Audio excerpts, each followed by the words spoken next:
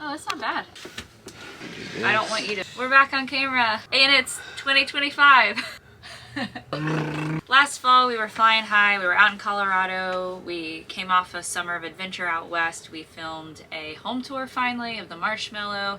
We felt like we just had all this momentum for each other, for our work, for living the van life finally. We came back to North Carolina in a place that we want to build more community, and our momentum stopped.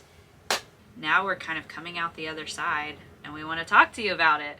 And before we keep going and talking about the great lessons we've learned this season, I think it's important to talk about a specific bright spot, and that was the discovery of Magic Mind. A company reached out to us called Magic Mind. Magic Mind is a mental performance shot. We'll sit down and talk about concepts for murals, and sometimes there's a lot of distractions or too many ideas that kind of enter the revolving door. We did a 7-day challenge. We took it every day. For me, Magic Mind was, normally I'm very sensitive to caffeine, it's why we've cut back a lot in the mornings, but taking Magic Mind a few hours later, it helped me settle, to focus, and whether it was writing, mural concept, or a chill focus walk where we're doing dog training, it helped my mind have enough up from the matcha, but also with the mushrooms and the vitamins to just really calmly channel a focused energy. Without a crash, without getting sleepy. I'm very sensitive to any vitamins, herbs, like it can throw me, so I was nervous of how it would go, but it was really helpful. We've taken it since day 7, and the other day I took it and then refolded all our laundry and then had a really important 3-hour meeting with someone that was life-changing. Yeah, it's like an assist.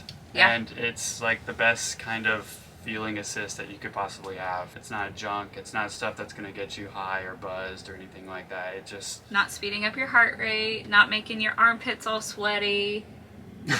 But if you want to buy it, we have a code for you. Yeah, try Hand in Hand 20 down below, and you can get up to 48% discounts in the next 10 days if you click on our little link there. I want to just show the cute bottle. It doesn't have to be refrigerated. You can carry this in your purse or your jacket pocket or your pants pocket or your pocket. Yeah, I 100% agree with everything on the front of that bottle. Sharper mind, lower stress, calm energy. Calm energy. That's it in a little... That's it in bottle. Subtly sweet. Yeah, it's a different taste. It took some getting... Sarah doesn't like the flavor of it. I do. It has turmeric, ashwagandha, and then some good old mushrooms and some good old vitamins. We're not salespeople, and Magic Mind might laugh at us for how we incorporated this into our video, but we are real people, and you should give it a try. And it's vegan, gluten-free, and literally all the things I care about, and I'm super picky and super judgy of almost everything. Magic Mind, buddy. Hand in Hand 20, get you some savings, get you some little shots to drink at your desk while you're doing your accounting. Talking to my friend Jordan, but... It's been a season, for sure. And I think we all go through times in our life like that, right? For us, some of the stop was necessary because you can't just keep going sometimes until you stop and figure out your next moves. And for us, our whole journey up till now in our summer out west taught us we want more community. We do want more stationary where we have time to build community and aren't always moving. And so we really want to plant that in one particular spot. And we came with that intention, but we had a big mural project in the fall that just didn't happen in time before the cold weather. A lot of forces outside of our control. We didn't handle that well because we counted on it. We counted on it financially, we counted on it energetically, and we told ourselves that without this one thing happening, like we had to have X to have Y. And well, let's talk about that real quick. Like the lack of control over things outside of us. It's twofold. It's difficult in two ways. One way is you can't control it. That's the reality of it. But the other way is it comes in, it kicks you in the butt. It's like, well, could we have done anything different to make this uncontrollable thing a little bit more in our control? Could we have manipulated it in any sort of way? For example, a project that we wanted to do in fall. Was there something that we could have done to make it happen?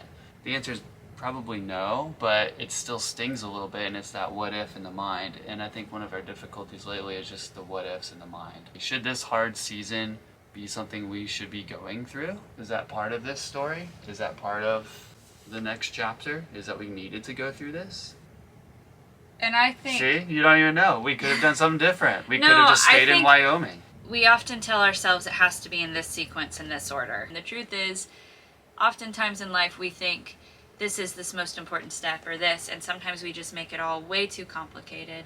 Sometimes we don't tell people, hey, we need this to do this, so let's do this. And I especially get really wrapped up in sequence, and sometimes things become this big thing. So to answer your question, yes, we could have made things simpler.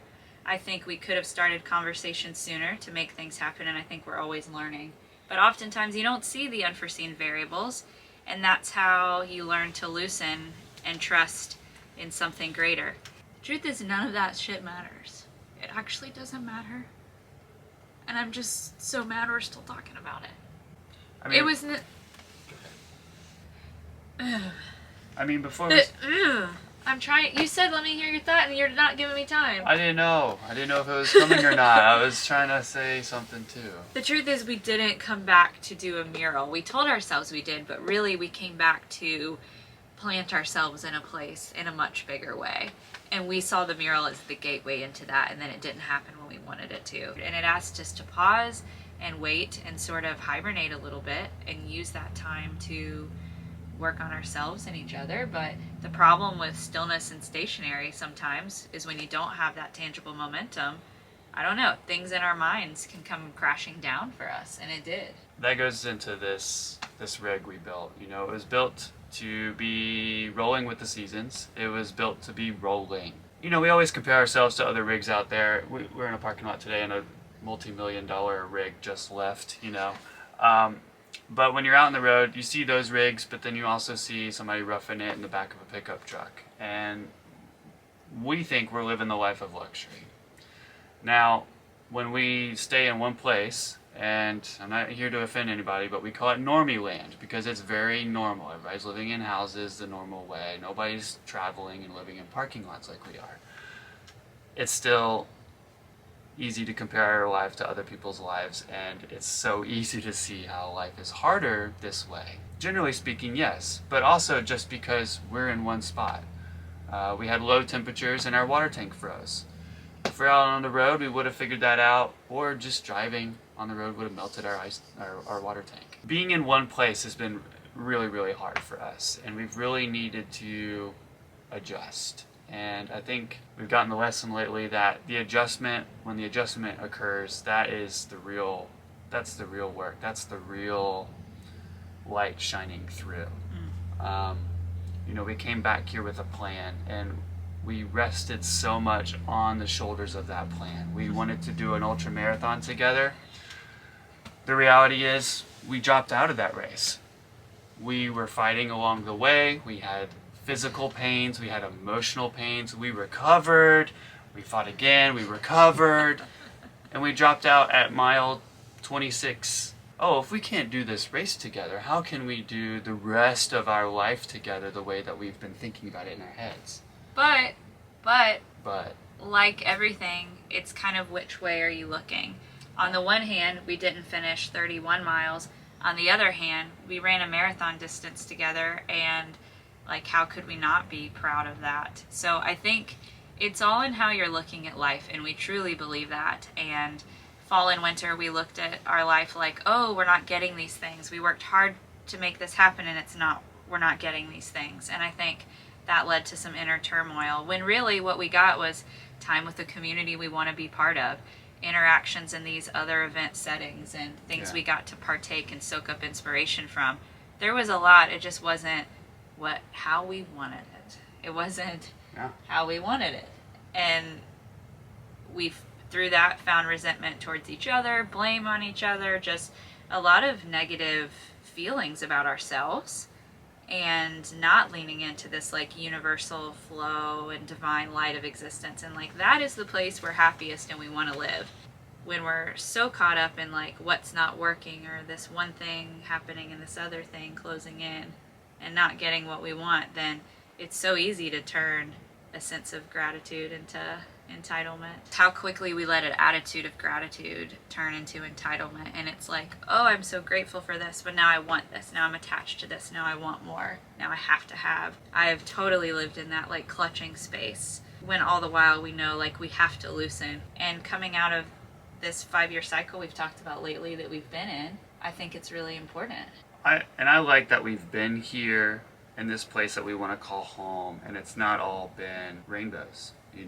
We've had the difficulty, we've had that adjustment, we've had to call on help and be with others in a way that we weren't expecting to be.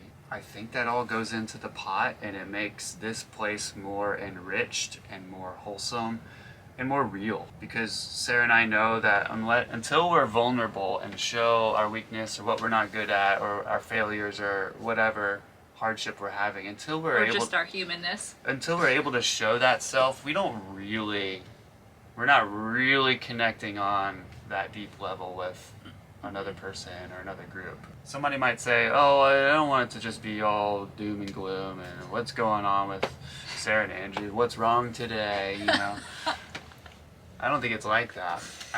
No. I like the friendships that have grown deeper in this season just by us bringing that part of it to the conversation. And it would have been easy when things didn't work out to like drive away the Sarah and Andrew way, drive away into something easier. But like Andrew said, to sit through that vulnerability and that hard step of like, oh, this isn't working, I'm going to have to talk to someone and figure this out together, or I'm going to have to resituate my expectations, or I'm going to have to be patient and wait till spring, because it's not just us and our timeline. Other people have their own things, and sometimes that's why projects and ideas and things don't work out on our schedule, because we have a life and so does the other party. How can we just let things be a little messy and be like, okay, this didn't work as planned, but can I just be someone that says, well, that's fine, it's not meant for this moment, and I'll just reroute. We were inspired the other day through a friend, and we're watching a documentary that he had put together of his dad, and a quote in the movie was,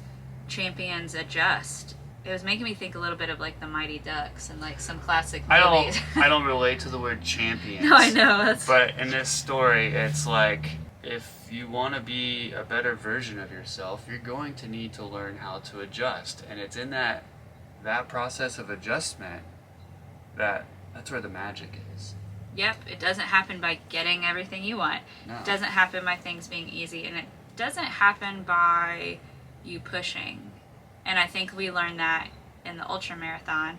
We were like pushing so hard, like we just have to finish this, and didn't give ourselves an option. And I think when we finally gave ourselves a different option, we were so much happier that we could just leave and go get Thai food and not be in excruciating physical and mental pain or yelling at each other anymore. I don't want to do something like that together if we're gonna be yelling at each other. At what point is it worth it? And I think moving through things with a different energy where you're not pushing yourself over the edge to achieve something is also super important. And that might not be someone else's definition of a champion. There's so much in this world that's like, if you want the thing, just push, work hard, put your head down, and get to it. And life has been telling us lately, if we want these things, and I'm not talking about things, I'm talking more about qualities or ways to inhabit this existence. Those qualities, that's what we're after. If we want those things, then it's not keeping our head down and pushing through the brick wall to get the thing. It's more like letting go of the things. And the more we can let go of what we think we want, the more it comes back in ways we're not expecting. Because we're not so attached to the outcome. I mean, we have big dreams for more of a life in this place. Up until the last couple of weeks, we've been like, it has to work out like this. Like, that's it. That's all we can see. And I think when you get that narrowed in on, I have to have this in life, or, I think that told us we haven't been as happy with each other lately or happy with our life in front of us. And I think finding that gratitude again and that joy in the present, and like being able to open our hearts more to life as it's unfolding is huge. The most important thing in this video was not what's been going on with our doings, but kind of what's been missing for us on a deeper level. Yeah. A spiritual level. That letting go, I think that is a spiritual practice in a lot of ways, because you're detaching from the thing that you want. Sarah and I have been reading some really great material lately. We're not readers. We're not going to read a nonfiction book, but we will. Sorry, we're not going to read a fiction book. Sorry. It's just not what we go to. But we will pick up like a self-help. You know, I love this book so far. This is great. There goes my highlighter. I love this book. These things like. Give me my melody. Sometimes you think she's a little off. No, but, it's also good. But so, do we sense a theme?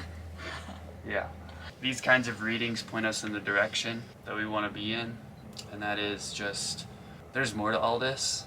And I think our biggest trapping sometimes is when we forget that we're two humans living in a weird world, a weird existence. In these bodies. We're in these bodies. We're, you know, I won't say what life is like after we die, but we don't want to put off anything until we die.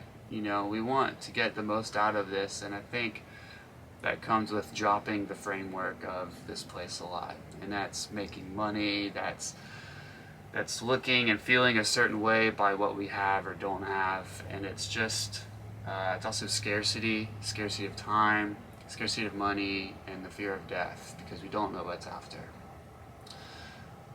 Those are traps. Those are traps that just get us from really sitting and feeling. And sometimes we'll meet a person and we'll be like, are they sitting down and reflecting at all? Because some of their actions are like, what? You know, and I'm thankful that we do that between us, but we need to do it more. And we need to connect it to a power that's greater than us. No matter what you believe, I mean, you gotta believe that we're not the smartest being in this existence, and there's just something that's beyond our senses.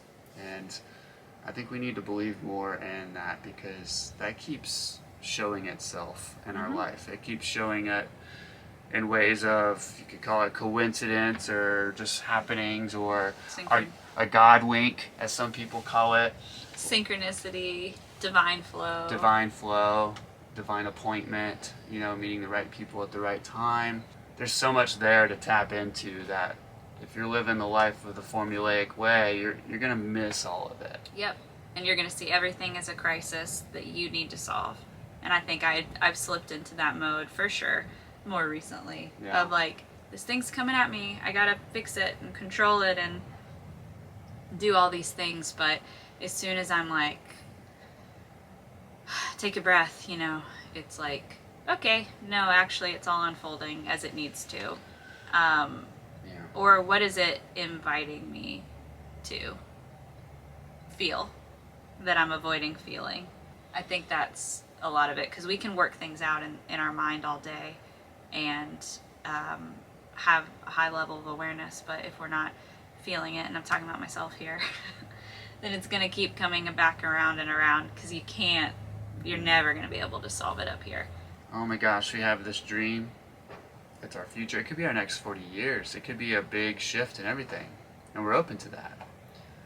40, 77, something. But we can't squeeze the thing so hard that it's all dependent upon that. Yeah. Things may or may not work out. We don't smoke weed or anything, but sometimes I want to be the person that like goes up to a conversation or a situation and just like, sometimes we tell each other, just pretend like we smoked a doobie, you know, because I don't want to be so affected and so reactive to the things that are happening around us. So we'll just pretend like we smoked a doobie and we'll just like let it roll. It's whatever, man. CBD at night has been life-changing for my brain though lately. Just a plug. You don't want to name drop the copper in the 5-year cycle of Escher's death? We can. In this short season of what we've been going through, we realize that we've been in a bigger season, a 5-year cycle. Well, 5 years ago we lost our dog Escher, and we were very close to him, and it kind of rocked our world. It changed a lot of viewpoints about certain things for us. It was the same time we were plunging full time into living this way. And it was the start of the pandemic. Yeah. Which for me is intricately laced of some of the things I feared coming off Escher's death. Everything being sort of a threat that could harm and was like really hard to navigate in my head and led to some pretty deep fears and fixations that I'm surfacing out of, but that totally took me over at times in these last 5 years. Like, totally. The grief over Escher's death, the questioning of what ifs and what exactly killed him, and just all of this was just a lot of It's a big ball of stuff, and then to heal from that and sort of go back into like trusting and believing the best and trying to set down these fear stories has been a 5-year journey. It's no accident that at the end of this 5-year journey, in preparation of us mourning the death of Escher again, we came across another happening, which was the form of another dog, Copper. And we adopted Copper, a 2-year-old Doberman that has some familiar things to what we know in our past dog child, so much new at the same time. And that has been a beautiful thing. And we told ourselves, can we do this? Like, can we do this? Like, in the midst of this hard season we've talked about, can we do this? And is it going to take from us? My fear was, what if it blocks us from all these other potential things in our future? Right. A dream, a creative dream, our community work, maybe a child down the road. Like, all these things that we could foresee in a future after Escher died. And none of those things are where we're at right this moment, but would adopting a dog halt any of those future ideas? Yeah. Or would it give us something? We knew it would be a lot of work. It'd be getting us out of our comfort zone, and right there, those two things have made our life way better because it got us out of our comfort zone. It reminded us that we can do hard things, We can do hard things. And that we can take care of something else between us. And we can do it together. We love him so much. He's our best friend. He's been with us like a month, and he's already our best friend. Yeah. And he's sleeping in the cab He's right up now. there sleeping and farting right now. And I wouldn't say like this is advice to everybody, because I feel like some people probably have kids to fix their marriage, or people adopt a dog to fix their marriage. It's a big projection right there. Oh yeah, but it's not unheard of. I think that happens all the time. Yeah. It has fixed our marriage. Not because it's like, oh, we have this thing together, now we're more invested and committed. It's more like it's going to surface the things that need work. Still. And taking care of a thing, sharing this thing together, it's not unlike how running in the woods, 31 miles, 26 miles, resurface our own blind spots, our things that needed work some more. Yes, as soon as I felt like I was slowing you down, I had all this self-doubt and self-hate. And then as soon as you made me feel like I was slowing us down, I had even more self-doubt, and you had frustration. Yeah. And then later, you were crumbling and I was not uplifting. I was super hard on you. Like, yeah, we just ping-ponged back and forth of just giving each other our own hurt. And the dog is like the same way, because we do things differently. And I think it's, yeah, we do. It's showcased how we do things differently. And sometimes Sarah's right and sometimes I'm right. And we're trying to find the ways to let the other figure that out and trust the other person. But mostly one way's not right, it's just different. And that's what we're learning, because other people do things different all the time. And I'm quick to think the only way my brain understands it must be the right way. And maybe it is for me, but it's not always the right way for you. Yeah. And sometimes I think your way doesn't make sense to me. I think that's just understanding. Let's just make sure it's not important. That phone call just reminded us of where we are right now, with people in our corner, moving forward on things we care about, excitement about life, coming out of this cold hibernation that many of us probably feel like we've been in. I don't know, I'm excited for what's to come, because we are holding it all much looser. Yeah, letting go, letting go, letting go, letting go, letting go. And just being reminded that we have everything that we need. We just have to keep letting go. What is it that we need to let go of? You know what it is. Let it go. Let it go. It's up here, let it go. It's out there, let it go. Just let it go. To be clear, for me, letting go feels like someone stabbing me in the heart. And it could be the smallest thing of Well, that's like letting someone down. Like letting go of taking care of something outside of your lane. That feels like someone stabbing me in the heart, and a lot of times that stuff's taking up what I could be doing for myself. So that's a big one for me, and maybe you can relate.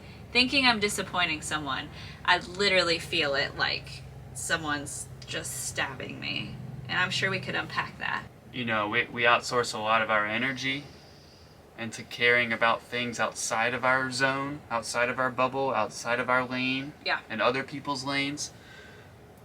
And that outsourcing of energy, whether it's up here or physically out there, it's not stuff we're investing into each other, and we don't always give each other our best because we're thinking about what we could do for someone else.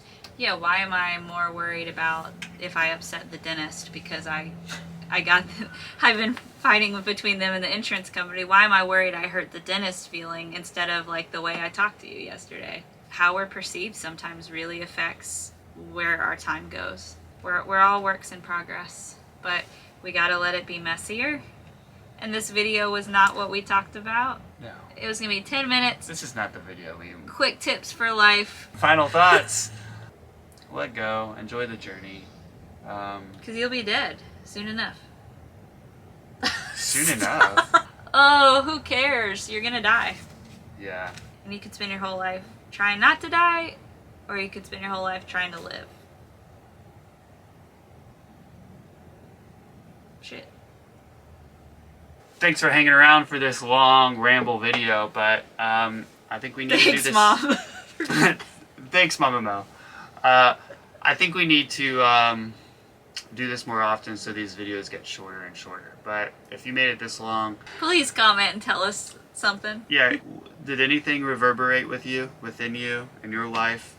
We'd love to know. Yeah, if you think there's somebody else that you know that would get something from this video, share it with them, because we want to connect more and more with people, and you know, while we're living this life, we want to share about this life. So anyway, thanks for joining us. Bye. Bye.